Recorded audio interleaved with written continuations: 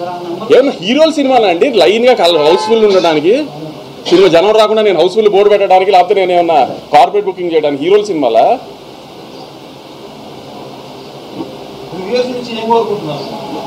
నాకు రివ్యూస్ నుంచి ఏమీ కోరుకోవట్లేదు.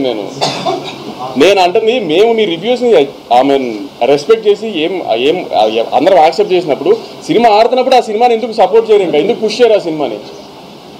మీరు అబ్జర్వ్ చేశారా? ఏ వెబ్సైట్లో కూడా రివ్యూస్ వచ్చిన ఏ వెబ్సైట్లో కూడా గత 4 రోజులుగా సినిమా బాగా ఆడుతుంది, కలెక్షన్స్ బాగా ఆడుతున్నాయి అని ఒకే ఒక వెబ్సైట్లో వచ్చింది ఆర్టికల్, మిగతా దేంట్లోనూ రాలా. అంటే ఏంటి ఉద్దేశం? మీరు రివ్యూ బాగా ఇవ్వకపోతే సినిమా ఆడకూడదా? ఈ మధ్యకాలంలో మీరు రివ్యూలు ఇచ్చిన బాగా రివ్యూలు ఇచ్చిన ఏ కమర్షియల్ సినిమా ఆడింది?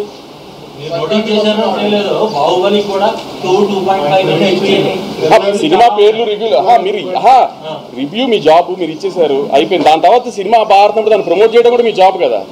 దాని పక్కన పెట్టేసి మీ రివ్యూని జస్టిఫై చేసుకోవడానికి ట్రై చేస్తే అది ఎంతవరకు కరెక్ట్ పోనీ?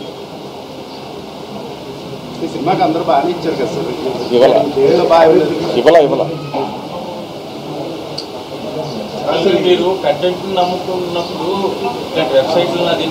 నమ్ముతాను అనట్లేదు. నేను మీకు చెప్తున్నా, నేను ఇప్పుడు రివ్యూ అయితే ఎఫెక్ట్ చేసిందని కూడా అనట్లేదు. రివ్యూ ఎఫెక్ట్ చేసి నాకు జీవీ గారు చెప్పినట్టు 1 మిలియన్ చేయదు, నేను అదే అనట్లా.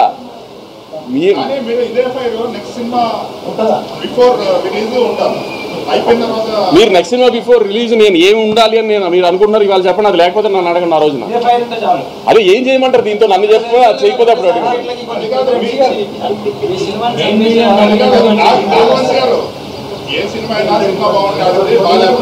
అంతే ఆబ్వియస్.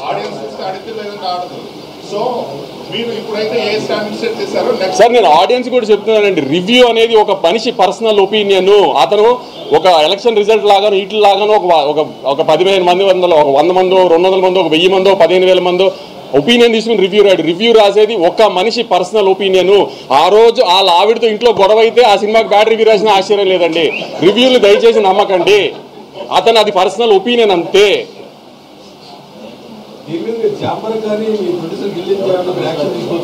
ఏమని దేనికి యాక్షన్ తీసుకోవాలండి? ఇప్పుడు మీరు జాబ్, మీరు మీడియా, మీరు ఒక ఎంటర్టైన్మెంట్ జర్నలిస్ట్, మీ జాబ్ ఏంటి? రివ్యూ రాయటం. మీరు రాశారు, మేము కాదనట్లా, అయిపోయింది కదా. దాని తర్వాత సినిమాని ఎందుకు ప్రమోట్ చేయట్లా?